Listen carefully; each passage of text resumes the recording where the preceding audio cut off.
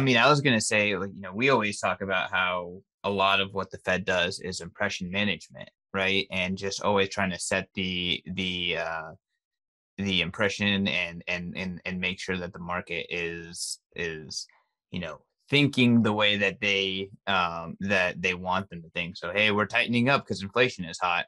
I also find it kind of strange that people are embracing the inflation narrative so strongly when I mean, I think it's clearly not what's happening. Like I think what's clearly happening is supply chain disruptions, and destruction in general.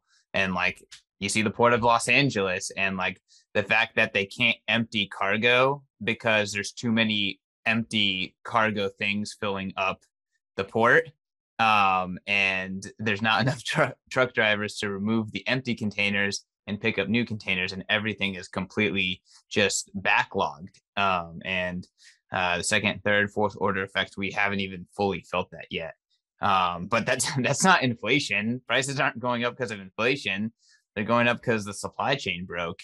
I guess, Sam, what do you take from that?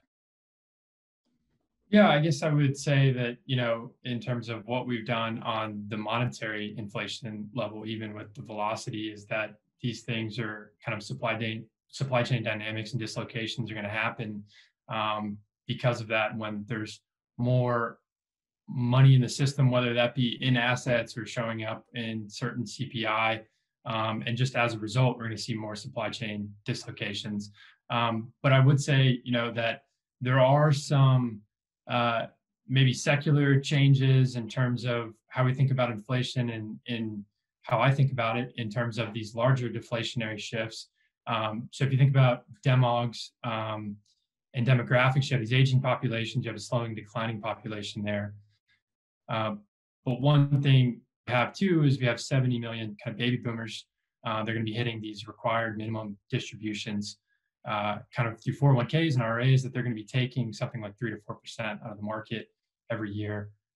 You've also got kind of maybe a secular change in globalization where we've offshored labor for so long and we're getting price efficiencies and price reductions from there.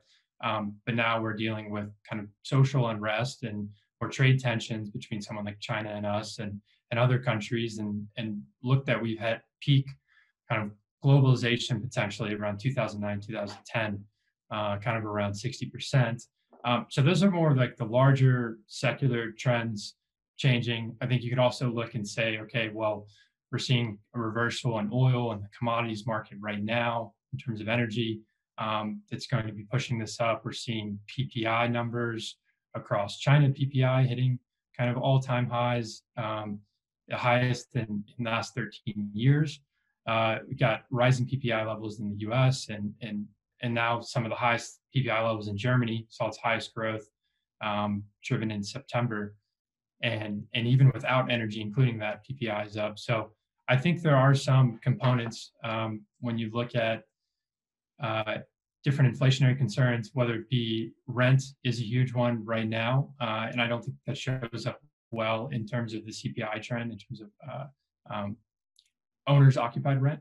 And then also from a used car perspective, it seems like that's got more room to grow as well. So yeah, I mean, I still see some components in the inflationary data that looks like it's going to last, but certainly, deflationary case is a good one to have. And I know you guys had a Snyder on here earlier, and I've seen some of his work, and he makes a pretty good case in the opposite direction. Yep.